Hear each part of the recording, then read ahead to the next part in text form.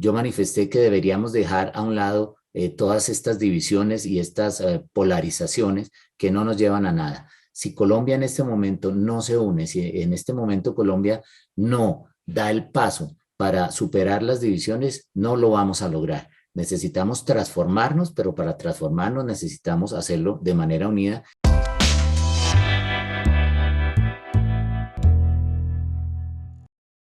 Hola, ¿qué tal amigos de quienique.com? Mi nombre es Sebastián Alfonso y en esta ocasión tenemos como invitado al ex alto comisionado de paz, el doctor Miguel Ceballos, actual precandidato a la presidencia de la República.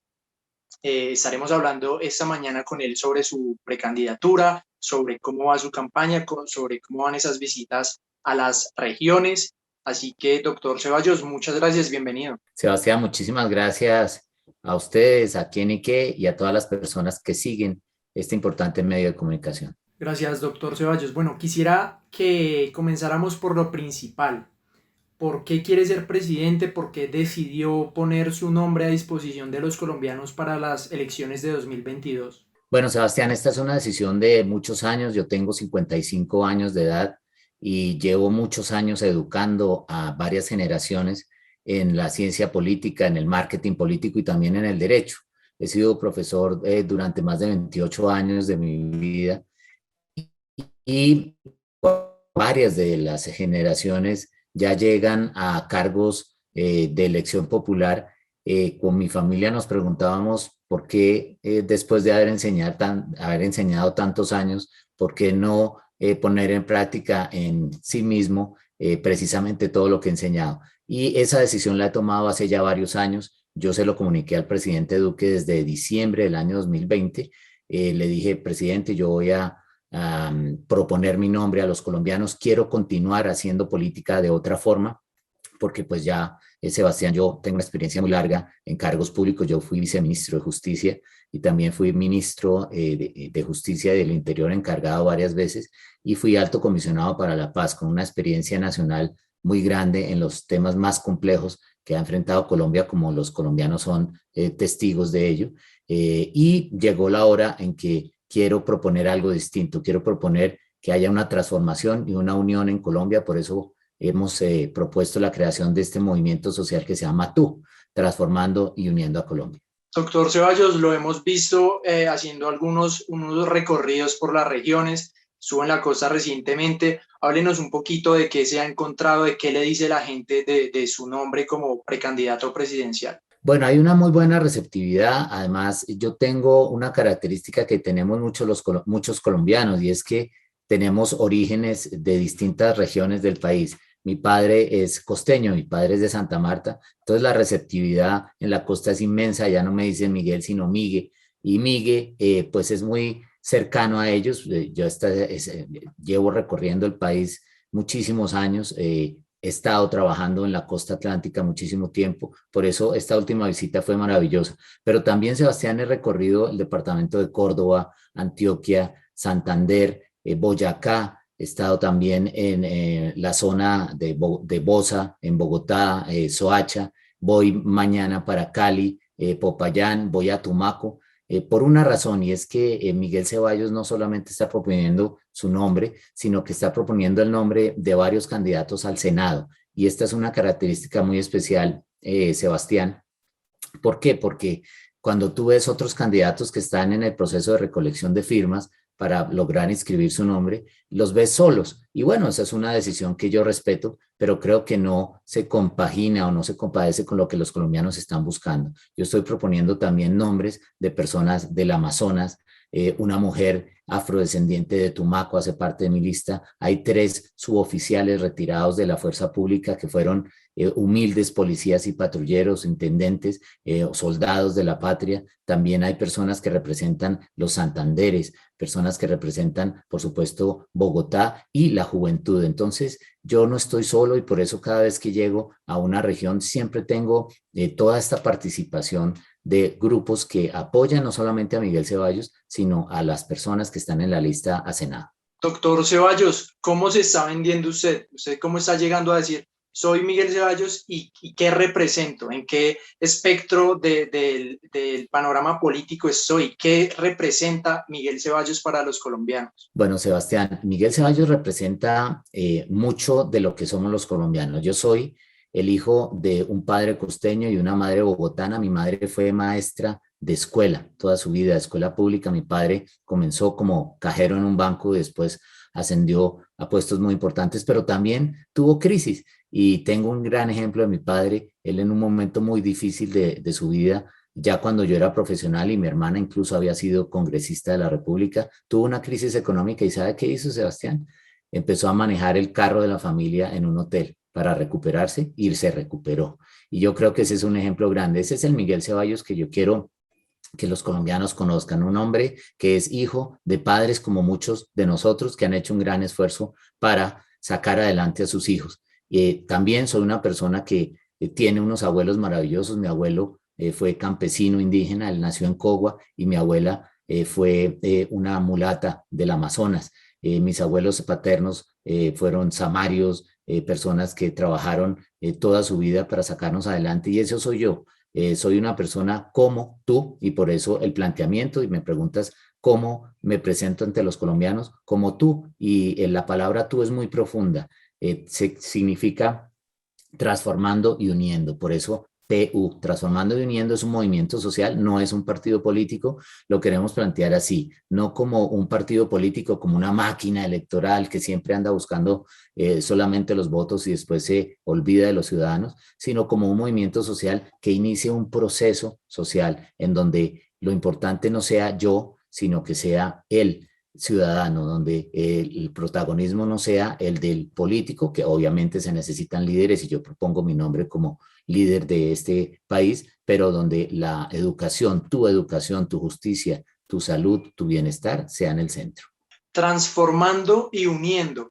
¿Cuál cree que es la fórmula para implementar esto en Colombia? Lo primero es respetarnos mutuamente. Yo creo que las divisiones no son buenas. El día en que yo renuncié a mi cargo ya hace 3 meses, después de haberlo ejercido en el gobierno del presidente Duque como alto comisionado para la paz, yo manifesté que deberíamos dejar a un lado todas estas divisiones y estas polarizaciones que no nos llevan a nada. Si Colombia en este momento no se une, si en este momento Colombia no da el paso para superar las divisiones, no lo vamos a lograr. Necesitamos transformarnos, pero para transformarnos necesitamos hacerlo de manera unida y por eso el planteamiento nuestro es el de un movimiento político, porque en el movimiento político, fíjese, el nombre ya lo indica. Una cosa es un partido donde tú tomas partido, tomas una posición. Nosotros obviamente tenemos una posición muy clara de respeto a la autoridad, respeto a la seguridad, promoción de la libertad de empresa, promoción, por supuesto, de la propiedad privada y respeto a ella, pero también una intervención social muy fuerte en la superación de los problemas de las comunidades indígenas, de las comunidades afrodescendientes y campesinas. Yo creo que ahí es donde está la transformación y la posibilidad sin necesidad de estar dividiendo y estar deslegitimando al contrario o al competidor, digámoslo de esa manera sana. Yo creo que deslegitimar a las otras personas que están en una contienda democrática es un gran error y por tanto mi respeto y mi consideración con todas las otras personas que están proponiendo su nombre. Doctor Ceballos, nombraba su salida como alto comisionado para la paz. Quisiera detenerme un momento ahí y preguntarle cómo está su relación con el uribismo actualmente. ¿Usted cree que puede sacar votos de ahí, partiendo que cuando salió señaló algunas diferencias con el expresidente Uribe? Mira, Sebastián, yo no he sido parte del Centro Democrático nunca. Fui en algunos años miembro del Partido Conservador hasta el año 2017, donde tuve unos reparos porque no fueron justos con la candidata en ese momento, que hoy es la vicepresidenta de Colombia, no fueron justos con Marta Lucía Ramírez y consideré que no podía seguir en un partido que no respetaba las reglas en ese momento. No he sido del Centro Democrático y por tanto tengo una autonomía y una independencia muy grande frente al pensamiento de ese partido. Con respecto al presidente Uribe, yo lo manifesté públicamente y él lo sabe porque también se lo dije personalmente que no estaba de acuerdo con que él hubiese querido contactar no una, sino 2 veces al ELN a través de emisarios o a través de una reunión en su propia casa en Río Negro sin que me lo hubiese consultado y sin que hubiese solicitado mi autorización. Ustedes saben que eso no está permitido en la ley. Ningún colombiano puede tener contactos con grupos armados sin tener una autorización del gobierno, y él, quien me había enseñado a cumplir las normas precisamente y respetar las instituciones cuando yo fui su viceministro, en este caso las dejó de lado, y yo creo que eso no está bien. En segundo lugar, yo pienso que la manifestación de ideas del Centro Democrático debe estar cada vez más independizada del pensamiento del expresidente Uribe, porque ya uno no sabe quién habla, si Uribe es el Centro Democrático o solamente es él, y yo creo que las voces de Uribe están acallando muchas voces que en ese partido quieren hablar. Por eso muchas personas del Centro Democrático me conocen desde hace muchos años y saben de mi talante, saben de mi compromiso con las ideas de la institucionalización de este país y sobre todo del origen. Mi hermana Sandra Ceballos, quien falleció siendo congresista, ya falleció de cáncer a los 45 años, ya era su segundo periodo, estuvo muy cerca de la fundación de los partidos cercanos al presidente Uribe. Entonces yo los conozco a ellos y me conocen a mí desde hace muchos más años que este gobierno, y por eso nos respetamos mutuamente. Sé que hay planteamientos serios en ellos, pero ellos también saben que hay planteamientos muy serios en mi propuesta. Teniendo en cuenta que hay pues algunas diferencias con el Centro Democrático, con el uribismo, y que también las tuvo, las señaló en su momento con el Partido Conservador, en este momento usted se está posicionando como un candidato independiente en la derecha. Pues Sebastián, el tema de las derechas y las izquierdas en Colombia han generado una gran polarización. Yo le voy a decir, yo tengo un pensamiento conservador en muchos aspectos: el respeto a la autoridad, la promoción de la propiedad privada, el gran pacto por lo fundamental o acuerdo por lo fundamental que mencionaba Álvaro Gómez Hurtado, que es una de mis guías, una de mis luces. Él hablaba de 4 grandes acuerdos sobre lo fundamental: el respeto a la ley, el respeto a la moral, la promoción de un modelo económico incluyente y que sea positivo para el desarrollo social, y la protección y defensa del medio ambiente. En ese sentido, yo tengo un pensamiento cercano, muy cercano a la de Álvaro Gómez Hurtado, pero déjeme decirle, también tengo un pensamiento muy liberal por mis orígenes liberales en mi familia. Mis abuelos, mis padres tienen un pensamiento liberal, y en muchos temas soy supremamente respetuoso de ese pensamiento liberal. En el tema ambiental soy supremamente progresista. Hice mi tesis doctoral en Derecho sobre la protección del medio ambiente a través del principio de precaución ambiental. He trabajado muchísimos años en fundaciones sociales en lugares muy difíciles, muy pobres de este país. Y le quiero decir, yo fui seminarista después de ser abogado. Me gradué como abogado y les dije a mis papás, yo me tengo que ir a trabajar por los más necesitados, y me fui a estudiar en un seminario, me fui a estar con las comunidades más necesitadas en Colombia y en varios países, y por eso el color morado de mi movimiento. Cuando usted me pregunta, Ceballos, ¿usted es de derecha, es de izquierda? No, yo tengo pensamiento liberal y tengo pensamiento conservador. Por eso la combinación de rojo y azul es el color que identifica el movimiento social TU, porque es el morado. Así somos muchos colombianos, somos muy liberales, pero también somos muy conservadores, y esa es mi propuesta. Doctor Ceballos, empecemos un poquito a desglosar su propuesta. Quisiera que comenzáramos por la parte económica. Digamos, el próximo presidente de Colombia tiene un reto enorme en materia económica, tiene muchos retos porque el país no pasa su mejor momento.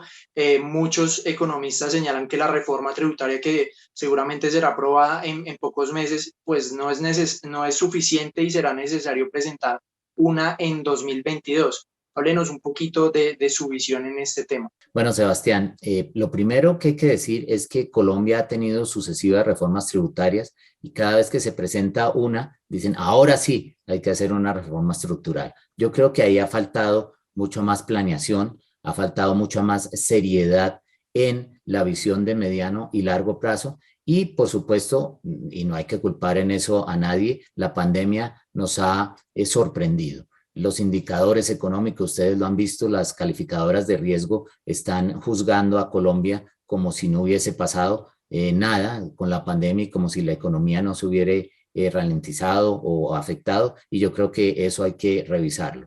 Lo segundo, la reforma tributaria que hoy se está presentando, ya tuvo su primer debate en las comisiones y fue aprobada, tiene un objetivo importante y es continuar con la posibilidad de financiar algunas ayudas y algunos programas sociales supremamente importantes en el contexto de la pandemia, pero de ninguna manera ataca o más bien se acerca a solucionar el problema real que es el del crecimiento económico. Yo creo que este país necesita crecer. Ustedes han visto que la recuperación de los últimos meses, del último trimestre, fue del 17.6% en el crecimiento. Eso muestra que Colombia tiene con qué, pero esto es un país que todavía no crece al ritmo que necesita crecer, porque se habla mucho de reformas tributarias, pero las reformas tributarias tienen que ser pagadas por alguien, y si no hay crecimiento de la economía, pues no tenemos nada. En ese sentido, nuestra propuesta económica, por supuesto que tendrá que tener en cuenta los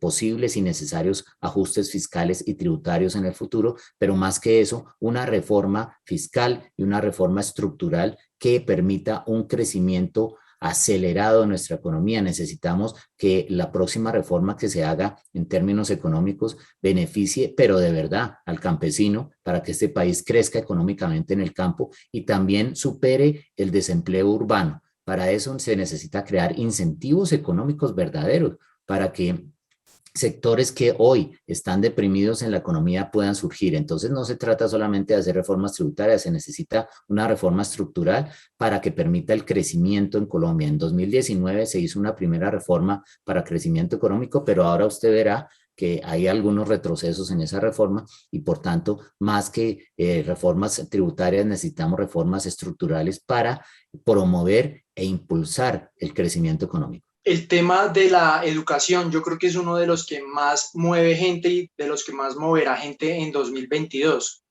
Partiendo de que esa fue, digamos, una de las solicitudes más sonadas durante el paro nacional, muchos jóvenes están pidiendo educación, el gobierno, pues, digamos que implementó esto del ingreso solidario hasta el próximo año. Quisiera que nos hablara un poquito de este tema, de su visión en cuanto a lo que necesita el país en materia de educación. Bueno, Sebastián, yo he sido educador durante 28 años, he sido profesor universitario, profesor de colegio, todavía lo soy, a todos los niveles de pregrado, maestría y doctorado. Y cuando hablo con tantos jóvenes que han sido y son mis estudiantes, yo veo que hay algunas falencias que tenemos que superar. La primera de ellas, y en ello he insistido y insistiré, es la necesidad de modificar las pruebas saber.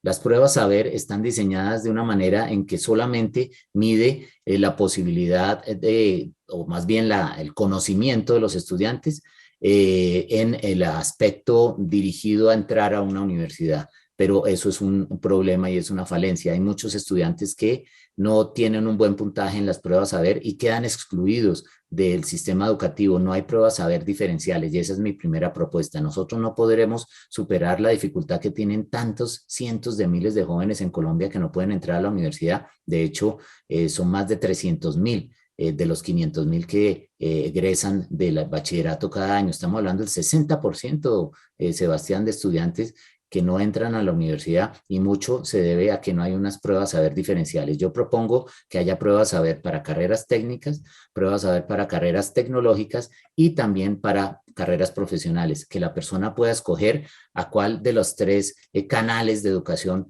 quiere acceder en la educación superior y de esa manera tener mucha más educación de calidad, porque la persona va a entrar al ámbito educativo que le interesa, no al cual lo tiene que forzar el sistema. Eso es lo primero. Lo segundo, ha habido aumento de la cobertura, pero no de la calidad. Creo que la calidad, y esa es la verdad de la educación en Colombia, es mala. Y se lo digo porque yo estoy en el ámbito educativo he estado durante más de 28 años y esa educación está engañando a los jóvenes. Y es mala, ¿por qué? Porque no tiene una identificación de la pertinencia de la educación. No hay comunicación entre la empresa, entre la familia, entre las comunidades y entre la universidad o los institutos técnicos y más o menos cada uno intuitivamente va desarrollando programas que siente que pueden ser una oferta interesante y hay mucho negocio en la educación y hay que decirlo así. Son carreras demasiado largas, 5 años de una carrera profesional ya no se ve en el mundo. Las carreras tienen que ser más cortas y en el caso de las carreras técnicas y tecnológicas tienen que ser más relevantes y sobre todo localizadas, regionalizadas. Hay regiones que no necesitan profesionales en determinados ámbitos, otras que sí. Entonces yo estoy hablando de pruebas saber diferenciales, regionalización de la educación, haciéndola relevante de acuerdo con las necesidades de cada región e integración de las propuestas de currículo, de contenido de la educación hechas consultando no solamente a las empresas, sino a los propios padres de familia, a los propios estudiantes y hacer un rediseño curricular que responda a la realidad y a las necesidades colombianas. Doctor Ceballos, estos temas nos conducen a algo clave y es la parte social. Colombia, después del paro, pues evidenció pues una polarización increíble, hay discusiones por todo lado y la parte social quizá es uno de esos factores que diferencian a una sociedad de otra. ¿Cómo cree que es esa fórmula para unir al país? La diversidad social en Colombia ha permitido que este sea un país maravilloso en temas pluriétnicos y pluriculturales. Yo creo que esa pluralidad debe unirse en la diferencia. Por eso también en el logo de nuestro movimiento, la T de transformar y la U de unir tienen unas rayitas que las diferencian, pero están unidas. Yo creo que ahí está la clave. Tenemos un país diverso, pero un país que se puede unir en esa diversidad. Doctor Ceballos, partiendo de estas ideas, de estas propuestas que usted hace, ¿qué le diría a un colombiano que hoy no lo conozca? ¿Cuál es su gran diferencia de los demás precandidatos a la presidencia? Bueno, yo tengo muchas diferencias. No quisiera compararme, Sebastián, porque cuando uno se compara, de alguna manera quiere ser como el otro con el que se está comparando. Lo que yo sí le quiero decir a los colombianos es que soy una persona como ellos. Mi padre y mi madre trabajaron de una manera intensa para poder pagar el estudio de Miguel Ceballos como cientos de miles o millones de colombianos. Soy una persona que está planteando la creación de un movimiento social, a diferencia de todos los otros candidatos. Todos ellos hablan de sí mismos o hablan de partidos políticos. Yo hablo de tú. Es el movimiento que se fija en ti, es decir, la prioridad para mí eres tú. Al ser tú la mejor oportunidad para transformar el país, quiero centrar toda mi política y todo mi planteamiento en lo que tú necesitas. Por eso soy diferente. Estoy escuchando a todas las personas en distintas regiones del país. Si ustedes miran las redes sociales de los candidatos, no hay candidato que haya recorrido en estos días para firmas más el país que Miguel Ceballos. ¿Por qué? Porque quiero escucharlos, quiero estar en los barrios más pobres de este país, quiero escuchar a los mototaxistas, como ya lo vengo haciendo, tengo una reunión muy grande con mototaxistas en Cartagena, quiero escuchar a las empleadas domésticas que no tienen una regulación digna en este país, quiero reglamentar la ley de los vendedores ambulantes, pero también quiero ayudar a que se implemente la ley de los veteranos. Es decir, yo quiero que los colombianos que nunca se han tenido, no han sentido que son representados, sientan que están representados por una persona que tiene una gran experiencia en el sector público, una gran experiencia en el sector social y que tiene para ofrecer su transparencia y su pasado de servicio a los colombianos. Bueno, doctor Ceballos, muchísimas gracias por aceptar la invitación de Quién y Qué. Fue un gusto conocer su proyecto político, algunas de sus propuestas, de lo que le presentará a los colombianos en 2022. De manera que, de nuevo, muchas gracias por aceptar la invitación y estaremos muy pendientes a lo que vaya haciendo de su recorrido por las regiones, de su proyecto político de cara a 2022. Sebastián, muchísimas gracias a usted y a quien y que no olviden que tú eres lo más importante de la política. Transformar y unir a Colombia solamente se puede hacer si tú tomas la decisión de hacerlo. Muchas gracias.